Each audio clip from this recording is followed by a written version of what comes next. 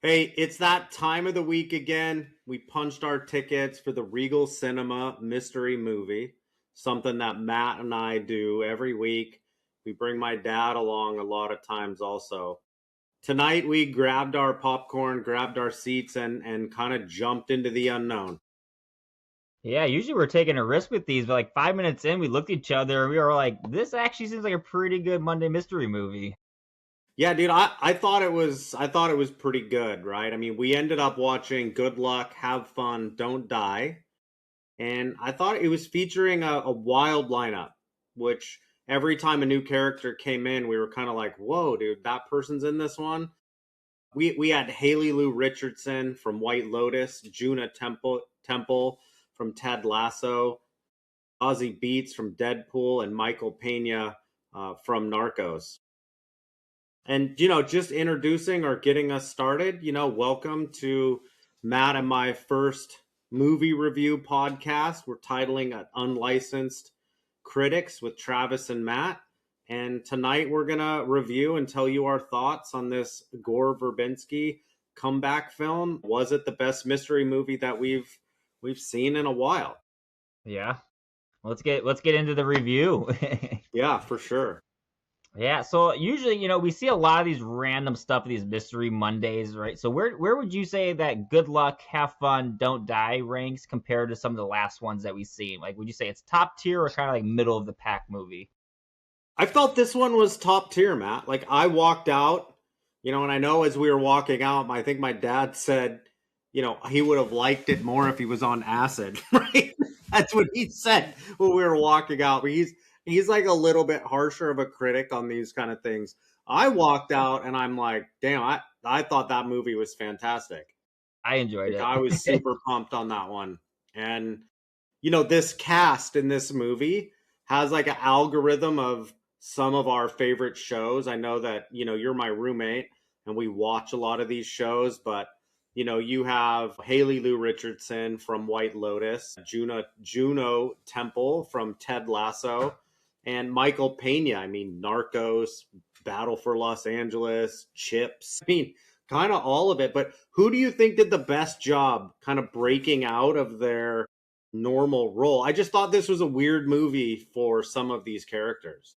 Yeah, definitely. What I would say, probably for me, Sam Rockwell. Just 'cause I liked him. I like him in a lot of movies, and he usually plays like those weirder characters or the characters that people don't like. So I thought it was different for him to kind of be like more of like the hero-ish type, the protagonist in this movie. Also, a fun fact on him is he actually is from Daly City, California, so about 45 minutes from us, which I thought that was Yeah. pretty cool too. But yeah, I And would I would say him. What about you? Who would you say kind of stepped out a little more? I mean, I thought Michael Pena, I don't know if you've seen that, that sci-fi, is it Battle for Los Angeles movie? He was in Yeah. that. Uh-huh. I think he played almost the exact same character, kind of this Yeah. nerdy teacher kind of guy that kind of had this girlfriend.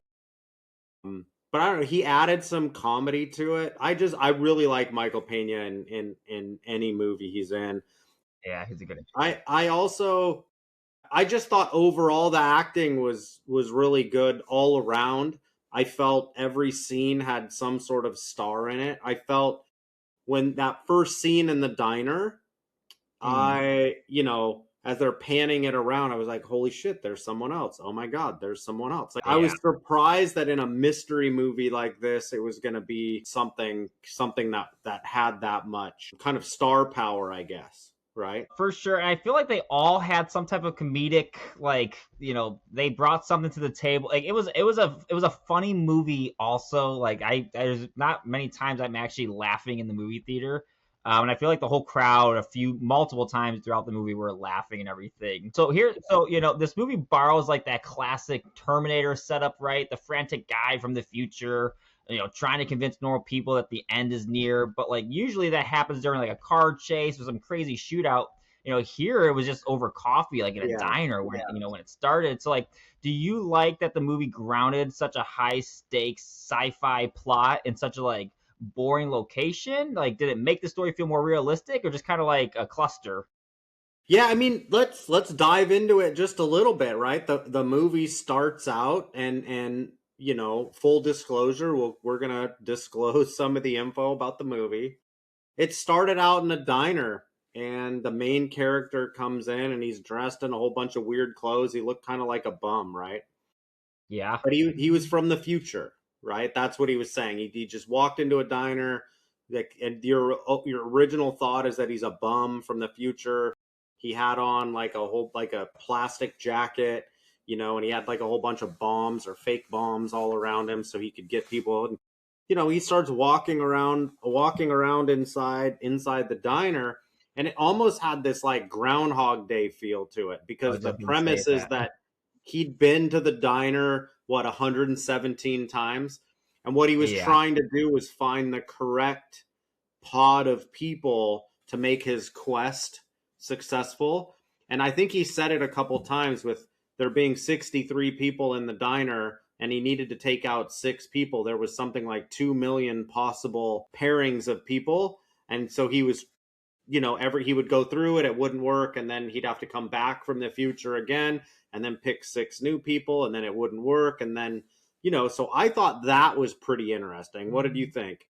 I thought it was kind of cool too. They added like a little like an Easter egg when they mentioned that the guy was like, "Oh, I'm from the future. Your favorite movie is Groundhog Day." And when they said that, I was like, "That's definitely gonna be a foreshadow to how like this is kind of set up," and it definitely was. I enjoyed it a lot. I thought the whole intro kind, because I didn't know if he was being legit. I didn't know if he actually was from the future. So it definitely was a mind. It was just a good movie overall. I thought, like, I thought how they incorporated everything. It was super about AI a lot, which I thought was Yeah, very let's relevant in dive into today. that a little. I felt that the whole movie was kind of poking fun at, how much we're all on our cell phones and how much we're just dove into AI and Chat GPT. And basically the movie was all had like a Terminator vibe to it. It was kind of like, if you don't turn this off now, you're never going to be able to turn this off. And that No, AI is going to essentially take over the world. And I felt that, one of the characters in the movie was the only human being that couldn't have a cell phone because it made her sick. It made her nose bleed. And I think, like, at the end, I was thinking that she was the only character alive at the end. The AI had kind of killed off or brainwashed everybody except for her. It couldn't get to her, right? Because she never would put on the goggles or have her cell phone on or whatever. And so the whole movie was kind of about the AI trying to catch up to her so it could have control over all humans, right? And yeah, it's really similar to like a Terminator vibe. And yeah, it's interesting. I drove in a Tesla the other day with Thomas. uh huh, Self drove home all the way from Groveland back home, and I remember looking over at him while we're doing this, and I said, God, I'm just like, has no one seen the Terminator movie? Seriously, I'm in this self-driving car. Thomas and I are just having this full-on conversation in the car while it's driving, with him not paying attention to the road at all. And it's funny yeah. that then this movie comes out about this exact topic. But it did make high school students and kids and even adults that are just always on their phones. They were kind of poking, yeah, they were kind of poking fun at people that are just always on their phone, I thought. Oh, I thought about myself during it because I honestly almost I didn't check my phone during the movie because I didn't want to be like the people in the movie who are constantly on their phones and everything. So I was like, that was pretty relatable. I thought that the movie was super relatable. It really wasn't that far fetched with the sci-fi. I thought it was a pretty I don't know. I would say, like how would you rate this movie, Travis? I would say for Monday Mystery Movie, it probably was the best one that I've seen.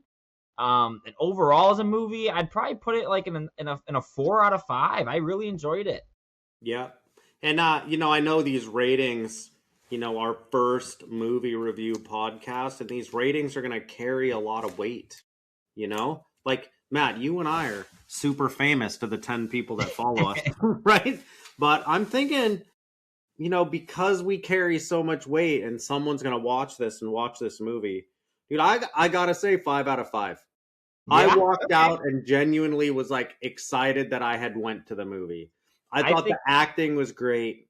I thought the characters were great. I thought the story, although at times were kind of far fetched. Mhm. You know, when they got to the one house at the end and they're almost at the end of their quest, and he goes, I have no idea what's going to come and kill us here. Every time I get to this point, it's something new. And then he starts listing all of the things that have killed his little pod of people before he like Yeah. has to go back in Groundhog Day. I thought it was pretty funny. I mean, it had been kind of everything, right? Like a pack of wolves, you know, Yeah. whatever. I think it was like every time they get to this one point, something new. And it was interesting how he was like looking out the window, kind of waiting for whatever was going to Right. come. But yeah, I give it a 5 out of 5. I think everyone should watch this movie when it comes out, and I have no idea when it's coming out. But I thought it was a lot of fun. I could see myself going and watching this movie again, you know, and hopefully our feedback, for whatever it's worth, you know, just two dudes that go and watch a movie together on pretty much every single Monday evening. Hopefully, maybe we could get 5 or 6 other people to join us next Monday, right? Just make it a thing. Yeah, it's possible. Yeah, I mean, yeah, I enjoy this movie. I would see it again. Again, it was funny. Wouldn't you say? There's not many movies where everyone in the theater laughs multiple times. Yeah. Oh, It was. that leads me to, I know you were gonna say it, but I got up to go to the bathroom once, and I came back, Matt, and I sat like 2 rows up because there were these two guys that looked like you and my dad. I just like rolled up and sat right next to them. I missed the row. You know how I got up? How I knew it wasn't you guys? It's like there was some scene where they started laughing, and this dude sitting next to me started laughing, and I'm like, "Wait, that's not Matt," you know? And I was like, "Yeah, I sat next to some random guy." He probably thought I was pretty weird, so um, When he sat next to him, I saw him look at you, and then I started. I probably laughed for a solid 10 minutes because I was like, because you sat, the guy had glasses on, and the guy next to him had hat and glasses on. I was like, Travis definitely thinks that's totally. us right now. It's dark, you really can't see. You just kind of want to sit right because you don't want to be in people's ways. Then I think when you realize it, you came up right away. While we were like, oh man, Yeah, and I know we didn't talk too much about it at the beginning, but I want to make sure that we do talk about this. Regal Cinemas, which is the movie theater by our house, has something called Monday Mystery Movies. And every Monday at 7 p.m., they put out just some random movie. They don't tell you what it is until you show up there. So every time when we're driving over to it every Monday at 7, it's just kind of a thing me, you, and my dad do together, right? yeah. It's kind of like, what are we expecting? I mean, we've seen horror movies, Christmas movies, cartoons. I mean, we've seen new releases like the one we saw last night. Anybody who hasn't participated in this, and if you live near a Regal cinema, I would highly advise it. It's kind of fun. They only charge $7 a ticket for the Monday Mystery Movie. I would highly advise people take advantage of that. Yeah, same here. It's a, it's again, it's random, and sometimes you luck out like we did, tonight, and it's a great movie, So it's a movie that would have never been on my radar if I didn't go there today to watch it, and now it's a movie that I will be telling anybody I see to go see it because I thought it was a great movie. Yeah. So we both highly recommend Good Luck, Have Fun, Don't Die. I think it's a fantastic movie. Whenever it comes out, if you've seen this little preview by two of the top movie critics in Pleasanton, I definitely suggest you guys go. And Matt, I really appreciate getting on this call, and you know, hopefully people take some good feedback from unlicensed critics with Travis and Matt, and we Yeah. look forward to our next movie review that we do. Maybe it'll be a bad review. I don't know. We're going to be